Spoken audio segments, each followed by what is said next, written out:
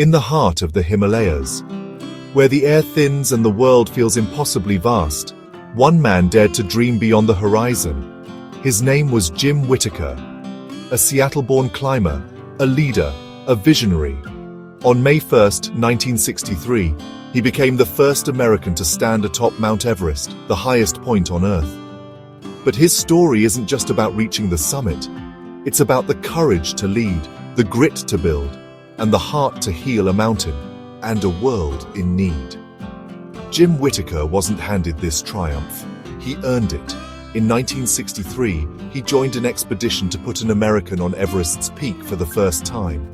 Raised in the rugged Pacific Northwest, he'd climbed rainier dozens of times and trained special forces in alpine survival.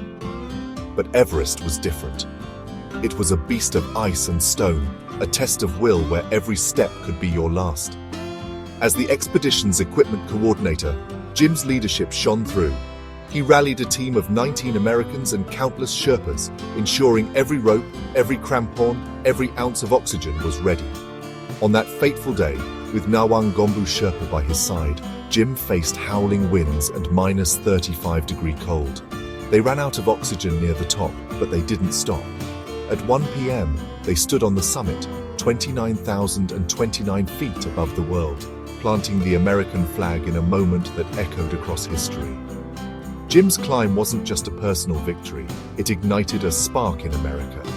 Mountaineering surged, and his name became legend. But Jim Whittaker's story didn't end on Everest. Back home, he turned his passion into purpose, leading a small Seattle co-op called REI into a national powerhouse. In 1955, Jim became REI's first full-time employee, working out of a cramped room with big dreams. After Everest, his fame brought a spotlight to the co-op. Membership soared from 50,000 to 250,000 in just 7 years. As CEO in the 1960s, he didn't just sell gear, he built a movement. Jim made the outdoors accessible, inspiring everyday people to climb, hike, and explore. Under his watch, REI's income topped $1 million, proving that adventure could thrive alongside purpose. But Jim's greatest climb came decades later.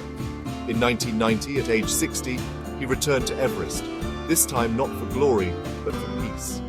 The Earth Day 20 International Peace Climb was his brainchild, uniting climbers from the US, the Soviet Union, and China during the Cold War. It was a radical idea. Enemies roped together, trusting their lives to one another, scaling Everest to show what cooperation could achieve. 20 reached the summit, the most successful Everest expedition ever. But Jim's vision went deeper. He saw a mountain scarred by decades of expeditions, 2 tons of trash choking its slopes. So his team didn't just climb, they cleaned. They hauled off oxygen bottles, torn tents and debris, proving that even the highest places could be healed by human hands.